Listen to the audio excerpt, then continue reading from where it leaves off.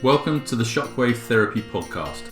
My name is James Woolidge, osteopath and clinical director at the Abbeyfields Clinic in Suffolk. We will be trying to demystify the concept of shockwave treatment whilst bringing together experts in their field to discuss the latest research. If you are deciding on whether to add this modality into your clinic or just improve the way you deliver it, then we hope this is the podcast for you. Hello, mate. Hello. Ove, good to see you again. Yeah, nice to see you too, mate. And we've chatted a bit about, because we're going to teach, so the subject of this, obviously people listening, is like us talking about how ultrasound fits with shockwave. And I did a podcast about 5 or 6 back, with Chris Myers. Yeah. But that was all about how useful it is to sort of screen out rather than screen in other pathologies. But we'll cover a bit of that today because we've talked about this. And now we're going to be doing some ultrasound based stuff for people that are using shockwave already with Venn Healthcare, right? So that got us thinking about things like syllabus, what we're going to be teaching on it, and then sort of as a focus to that, which I want you to sort of, if you don't mind summarizing, because you're good at the research, is that trial that came out last year. So if we can just, a really good example of how anecdotally we use ultrasound imaging was this trial on calcific tendonitis of the shoulder, right? Which is, I think I'm right in saying, I think it's the oldest one that we have nice guidelines for, like maybe 2000, 2003, I think. Yeah, I think so. 2003 is probably about right. Yeah, long time, right? So just talk, because you sent that to me as a starter. So give us a summary of that trial, will you? Basically, we know shockwave for calcific tendonitis is really well evidence-based. It works really, really well. And both me and you used ultrasound as a way of, one, diagnosing whether there's calcifications then in the first place and planning our treatment. So we're going to discuss that a little bit. But if we then go back to this trial that came out now, last year, 2025, they took 84 people and then they did real-time ultrasound for guidance for treatment. So they located the calcific deposits, they positioned the arm in a way that they could actually maximize where that was. And then they would dynamically scan while they were shockwaving to make sure that they were in the optimal position to deliver the treatment. Right, okay, gotcha. A little bit different to how most people would use it, because you'd go and scan, you'd find where it is, you know approximately the location, you apply your focused shockwave therapy, and voila, they seem to get better. Now, what's astounding with this trial is the results of it, right? So you're 5.5 times more likely to get a successful case if you do their approach as opposed to the standard palpation approach. Now, so that's like a black or white situation, or red pill, blue pill, if you like, because you can't see what you can't see. But likewise, I think it's astounding how different the results were, because before we had ultrasound, we were shockwaving these. And even with other radiographic evidence of the calcifications, we kind of had to find our way. And the thing about focus shockwave is that it's almost like a diagnostic tool. You stick it on and you get the symptom when you hit the right spot, right? I mean, the extra fascinating bit about that, when I looked down, I looked at the methodology, and they used an intellect, which is a Storz radial. So they use Storz radial Storz radial shockwave therapy, which we know the evidence is a little bit ambivalent, right? But we all know, those of us that have used both, focused is your best bet, especially if you're going to get resorption. And so you think actually about that in the context of this trial. Radial is, as it says, radial, boom, it spreads about. So you'd think it'd be even less of a difference between landmark and ultrasound with a radial device. But we definitely know it'd be even more the difference, I would have thought, with a focus device, which is basically a pencil thin, straight through onto the point, right? Yeah, you would think so. I mean, the theory is that to get reabsorption, the active part of that, or one of the active parts of that, is the cavitation. Yeah. We know that you need to get cavitation. You don't get it until you get like 0.3 maybe. It's quite a high level of shockwave, and radial can't get there. You can't get there. Well, in this trial, apparently it did. Well, what we don't know is the mechanism behind which it did it, but there's still a bit of mystery. But we're not actually breaking it up like a mini explosion, right? But no, exactly. It's obviously doing enough to knock on the door of the calcium lump, and then it's creating this immune response, and away you go, right? But I mean, I think they only used about 2.2 bar for 1,500 hits, which is not massive. No, it's great. It's a great thing for radial users, right? It is. I mean, I certainly am a little bit biased when I teach, but I think it's just as good. But I mean, the other thing as well about that is that, I mean, that I think they've picked the best part of the body to test the difference between ultrasound versus landmark, because shoulder pain is notoriously not specific for the actual topography of where the patient's pressing, right? And calcific tendonitis, if anyone listening to this has not seen enough of it, I suppose, patients are in diabolical pain, and they use the whole hand to basically say it's everywhere. So the idea that you can palpate and think you're knowing where it is, apart from the fact you just go with the stats, and I think it's is it like 70% I think is supraspinatus, and then 15 is infra and subscap. But I've seen one where I was absolutely bolt on sure that this was a supraspinatus, and it was a massive chunk through subscap, and I could have been wafting along all over the place in the wrong area, unless of course you scan these things. It is the other thing as well. Like when you look through the research on the calcific tendonitis, is that they reckon you need to get it the size of it matters. As in, it's going to be much more symptomatic if it's more than 1.5 centimeters. Now, Right. I've not seen many that have been that big, because that's a huge calcification. Yeah. And then I think the theory is it gives you a subacromial bursitis. It's constantly rubbing away, isn't it? It's more a mechanical issue than anything else. So I think there's two aspects to that. One, obviously the size matters and the location and things, but if there are other pathologies that's occurring at the same time, right? So if you have a subacromial bursitis, is it a good idea to go up there with a radial shockwave device, or even a focused at a high level? Or would you alter your treatment method a little bit? That's kind of how I tend to look at ultrasound and the role of it within shockwave therapy. I think I've got another guy who, Luke, who does ultrasound scanning, and he's pretty good. I've learned from him that, when I pick those out where it's just a massively florid bursa, I send them straight off a steroid. And they have a steroid, and then I wait 3 or 4 weeks, and then they come back in, and then I treat them with focused shockwave, which I know we say to people don't treat for 3 months, but this is not a classic tendon problem. I'm just there for treating the calcific lump, right? I completely agree. And I think that's where the nuance of using ultrasound scanning within our practice as shockwave therapists, if you like. I don't like that term, but okay. It's where we can be so much more informed about what's going on. Calcific tendonitis or non-calcific tendonitis. This is where, if we compare the research on non-calcific tendinopathies and shockwave, is diabolical. And there are plenty of reasons for that. There's a lot of variety of energy levels, protocols, and all of those things that we can hang that on. But at the same time, I don't think having a non-calcific tendinopathy, or rather subacromial pain syndrome, or rotator cuff related pain, or whatever you want to target at, is a bit of a wishy-washy diagnosis. And I think it's much better to scan it and see what is the pathology that's actually going on in there, and applying treatment, like you mentioned about the subacromial bursitis there, and getting the right treatment at the right point in time of that problem. It's just that's just reminded me of a case where you don't know. What was your lovely expression? You don't know until you do know. No, what was it you said about you don't know what's underneath? You don't know what you don't know. That's the one. It's really quite simple when you said it again. I've got to remember that. But I picked out one when I scan, and I don't often scan lateral hips, but there was something unusual about the patient because they'd had shockwave and everything else. And this is a patient about 2 years ago, I think now. And I thought, well, I'll just have a little scan of that. And they were an ex-rugby player, and I scanned right over the apex of the trochanter. And we often forget that calcific tendonitis it can occur in any tendon, right? You always think about the shoulder. And there was this massive calcific lump, like right over the top of the trochanter, right in the glute med tendon as it attached. And it was a fair chunk. And I asked him a few times about, what had happened in his life. And then he started recalling that 3 or 4 times he landed very heavily on his right hip on hard ground playing rugby, and that the focus, and he had radial shockwave for this. And I sort of asked roughly about the approach, and they said, well, they were treating this sort of whole area where we tend to with the radial, you glute med into the muscle and this, that, and the other. So all we did, I landmarked it. I put my pen on it, marked it exactly as I saw it, which was, let's say, that big, and then just did not move off that with my focus device with as higher energy as I could for about 3 sessions.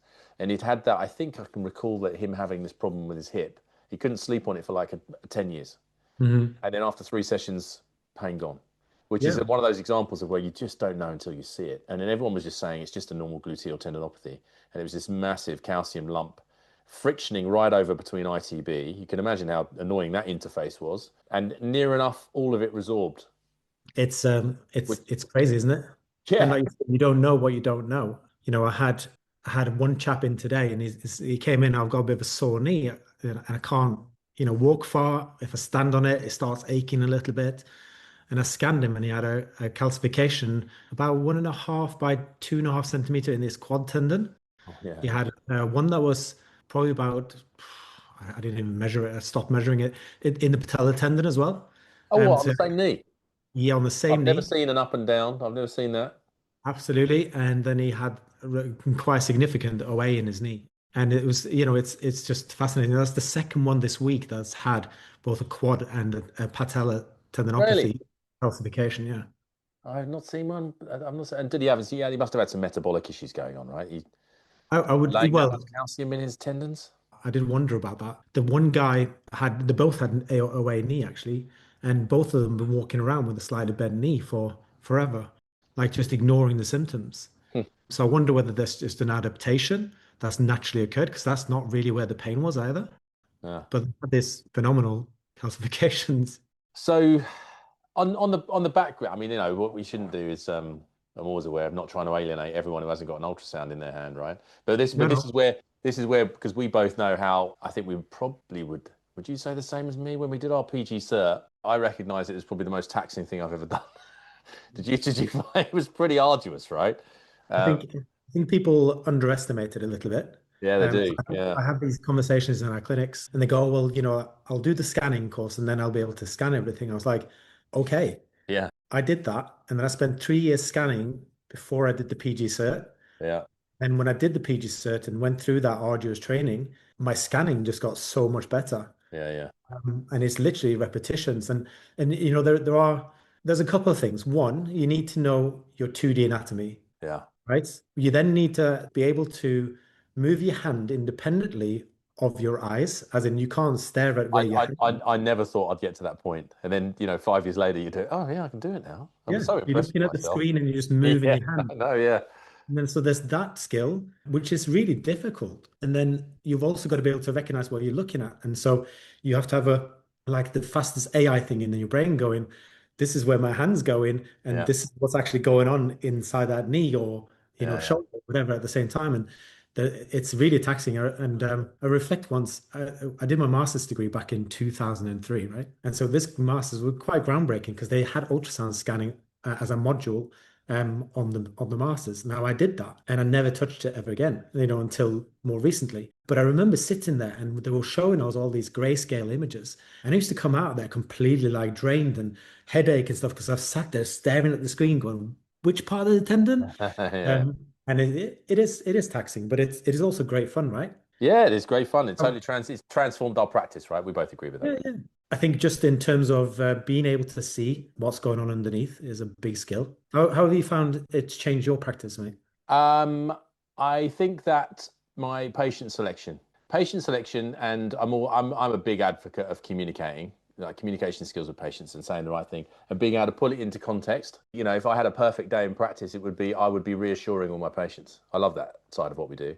I mean, everyone likes to pick out a pathology and go, wow, like we just did with those classifications. But Yeah, the yeah, fact yeah. that you can take very anxious patients and go, look, this is just contextually, this is just a grumpy, lumpy shoulder. Look at your other one, it looks the same, but your pain is more on this side, is more about your weakness, your this, that, your other. I really like that aspect of it. But I think if you looked at my outcomes and your outcomes based upon this study, and we know that this makes sense, right?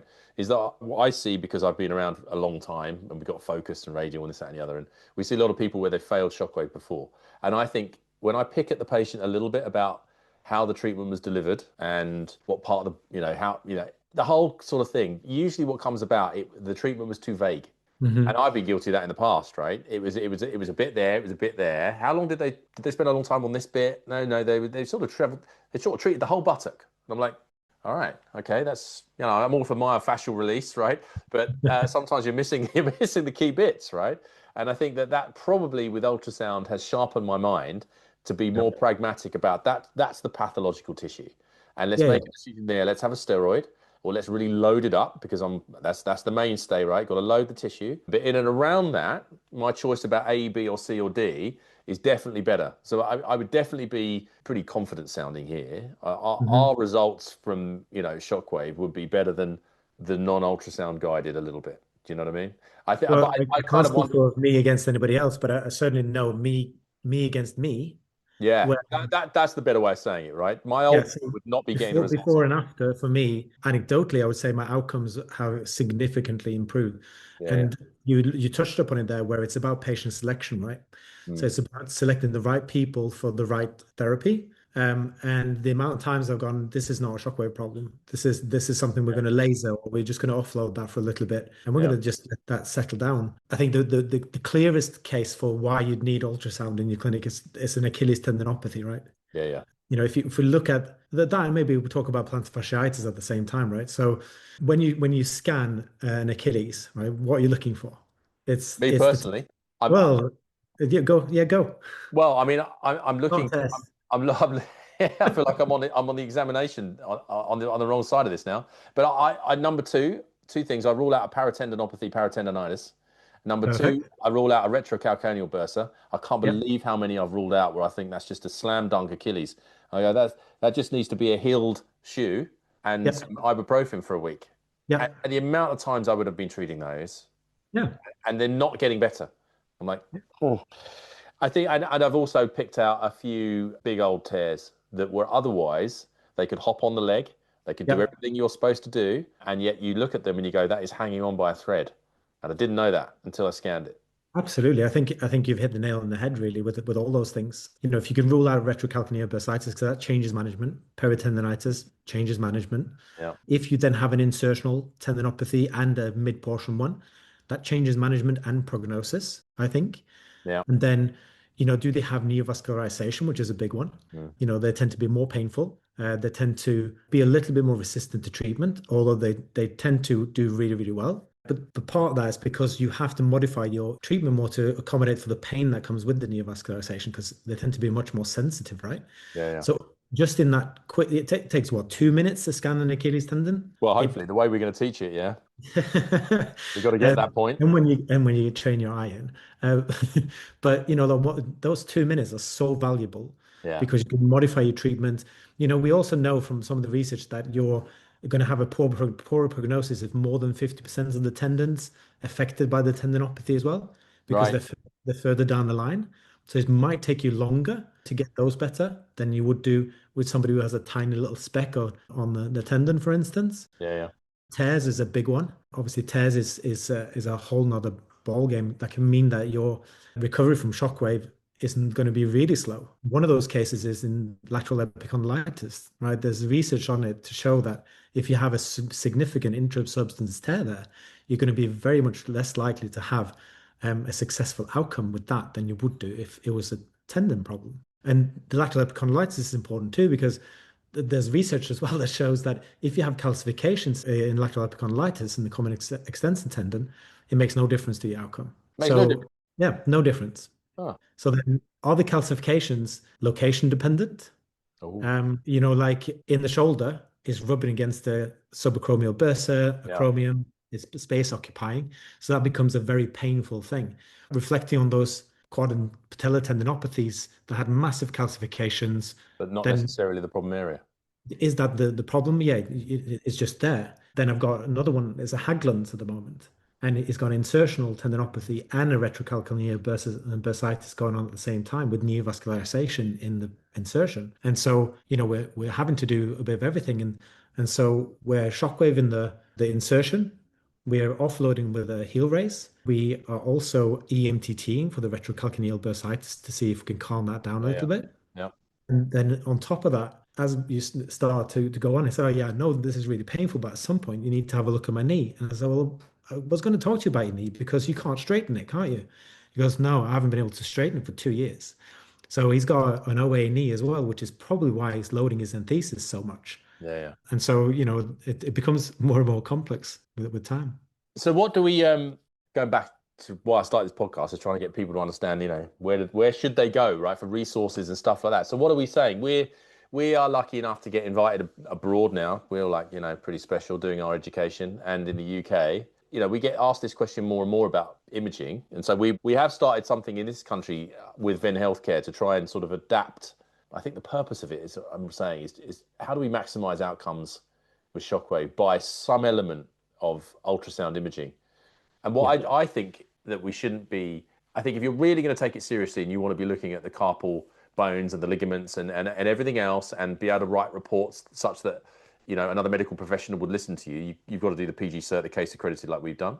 But I think we've both agreed, along with Benoy is going to help teach us, that there are other parts of the body that you can scan fairly simply without too much of the necessary dexterity skills. Like Achilles is the classic, right? Achilles and patella tendon, pop it on, wave it side to side to a certain extent. I've made it sound really easy there, haven't I? Yep. There's a bit of technology and there's a bit of eyes, but that's the idea behind what we're trying to create. Starting when's the first course we've got going on? Middle of June. That's already fully booked. So the next one now is going to be early September. All right, and I'll put a link. I'll put a link under this to some of the courses that we're running. But I think I don't think we should. What we're trying to the difficult balance for everyone listening to this is like, well, you're telling me I can't do shockwave without imaging? I'm like, no.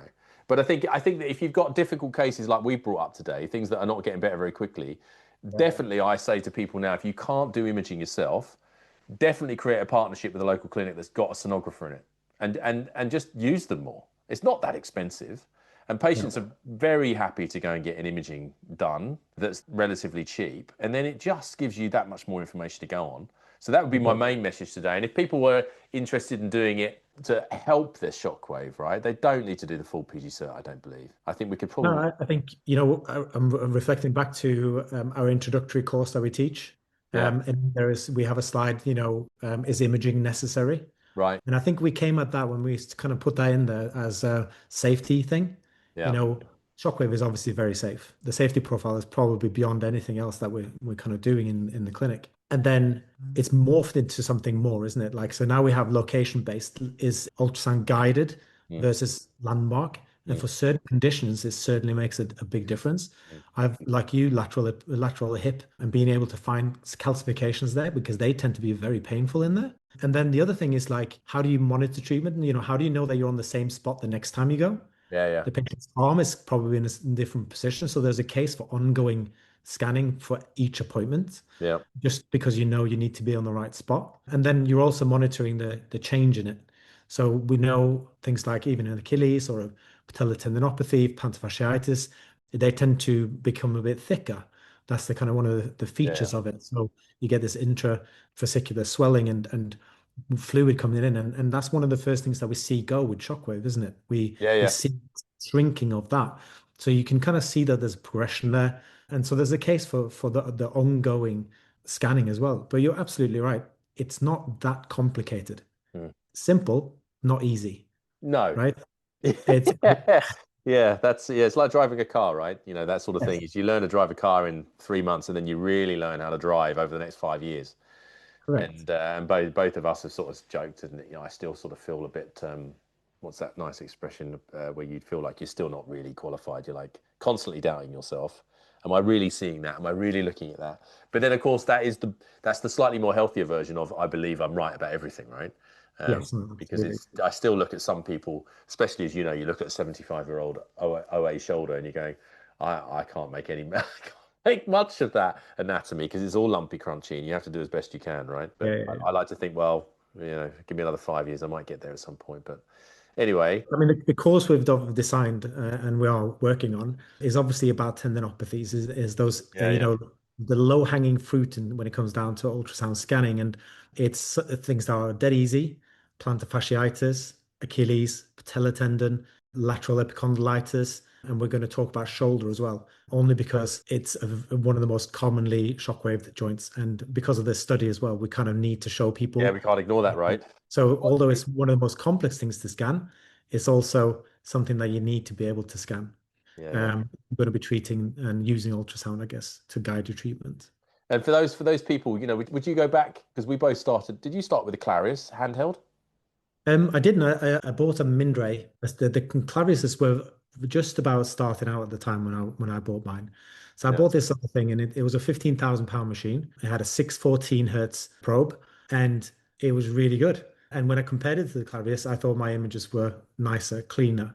Yeah. Once you start with something that's quite basic, because that is still a very basic machine, and Yeah. Clarius as well, it's a great entry point, isn't it? It's quite cheap to get hold of if you Yeah. call 4 grand cheap. But I think it's something that you quite quickly outgrow. Yeah. That's the Um, problem. Everyone outgrows them. Everyone does.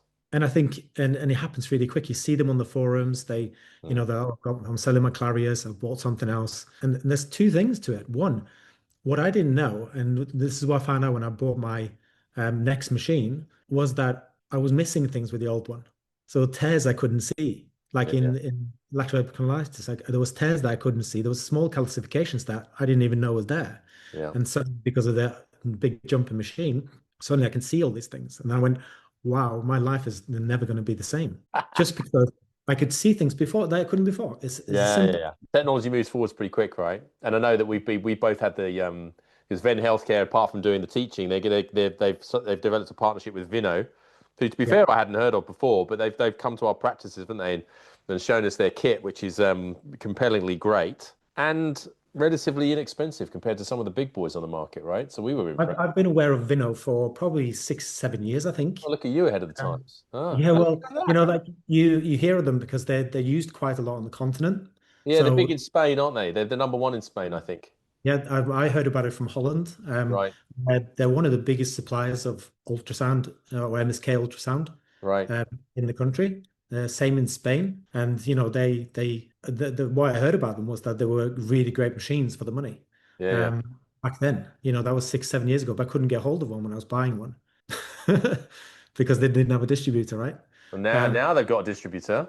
they do. And And our courses will be using Vino, I think, won't they? So that'd be, people can have a good test of those. And that's quite good, I think, because we've got to get behind the fact that we believe in it because we've seen the images and they're really good. And, from what our I've been really perspective, pleased. we've both got Conicas because we did our PG cert in it, right? We were using them on our PG certs. And once you get used to a machine, you're like, oh, this is pretty good, right? It's about your Yeah. workflow. Yeah, yeah, yeah. So, but what I've seen, I mean, I picked up the machine on our last shockwave course there because it just literally arrived that week, right? So I Yeah. was like, "Oh, I need to have a play with this thing," and I was amazed. Like I couldn't believe how good the imaging was. And I Yeah. scanned. One of the staff members' husband came in for a bit of a consultation, and I scanned his quad tendon. I was like, oh my God, the detail I could see in this. Yeah. I don't know. That was their It's laptop one, their portable one.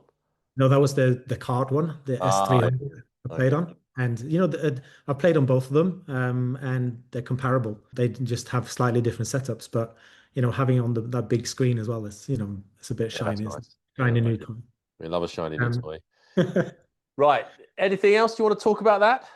We um, covered most things. I think most people get our opinion on this. Pretty much Yeah, obvious, isn't it, really? well, I think we're pretty aligned with these things, so we're not arguing about it. I think the other thing to talk about sometimes you mentioned about ruling things out as much as anything else, and it's the high level of neuropathic driven pain Yeah. in some tendinopathies. Most people obviously know about shoulder and elbow tendinopathies, very high. They know it's lower in the lower limb, but one of the most key ones is plantar fasciitis. And so this is where scanning gets more complex, right? So we think we've scanned the plantar fascia. We can see that it's a bit thickened. Sometimes that's a normal, sometimes that's an abnormal. Yeah. You can also have a lowering of the fat pad. So you've got a wear of the fat pad, so that's thinner. And that could be also the trigger of the pain. You don't know. Then you have the tarsal tunnel. The nerve comes through there. It can sometimes be sensitized for exactly the same reasons that we're getting the plantar fasciitis for. And so then, do you need more than the tendinopathies eventually? And that's probably the natural progression, right? Because you've got to be able to scan the tarsal tunnel, the medial tendons. You could have a medial tibial tendinopathy, a post-tibialis tendinopathy. Yeah. You could have sensitization on the nerve. And, you could also have a plantar fasciitis going on at the same time. So it's not to make too light of it, as in it's easy to do, but we got there, and that means Yeah, anybody yeah. else can do, right? Yeah, I hadn't thought about that. I mean, that's the other nice way about the fact that the imaging has occurred is that there's a tendency for all of us to fall into that mistake, which is we always hunt for the one pathology that explains everything. And the Mm. amount of times you would see, because you're around there anyway with your probe and you're asking the patient with so where have you got your pain? You got your here, there, and there. You use that to sort of guide you a little bit. And they're a little bit vague. And you go, well, while I'm here, I'll have a look at the tarsal tunnel. I'll have a look at your tibialis posterior. Oh, lo and behold, they've got that as well as a plantar fasciitis. You go, we've got two pathologies. But because they're one of them so dominantly painful, they've not really brought to light the fact they've got that. And I mean, how often do you see that they have more than one pathology? Quite often, actually. More often than not, yeah. More often than not, they've got a little bit of that, and they've got a little bit of that. And you would probably miss quite a lot of that, I think, if you didn't have a bit of a scan around and a look around. And yes, you could argue that if you're really diligent with your palpation and examination, but look, we've both been around a long time, right? We can all get a little lazy with that. And you go, well, I think it's just plantar fasciitis. But you could, with a scanner, it's so much easier. Oh, look. And you stick Question to you then is the reason why both outcomes, anecdotally at least, have improved, is it because you're better at picking out all these comorbidities, as in there's more than one thing going on and you can actually manage the whole condition or the whole limb better because of it? Yeah. I think that probably has something to do with it. Yeah, right. Right. I'm going to go and go to Canada in about 10 days. Thought I'd just nice about that. Thanks very much. I'm off to Stockholm just before you go to Norway as well. Oh, yeah. I did Stockholm last year. And everywhere. And I'm going to Oslo, your old neck of the woods. Yes. Yeah. So I'm trying Stockholm this year. Right. Okay. Thanks very much for coming on. I'll speak to you soon, mate. Well, cheers, mate. Cheers. See you later. Bye. Cheers.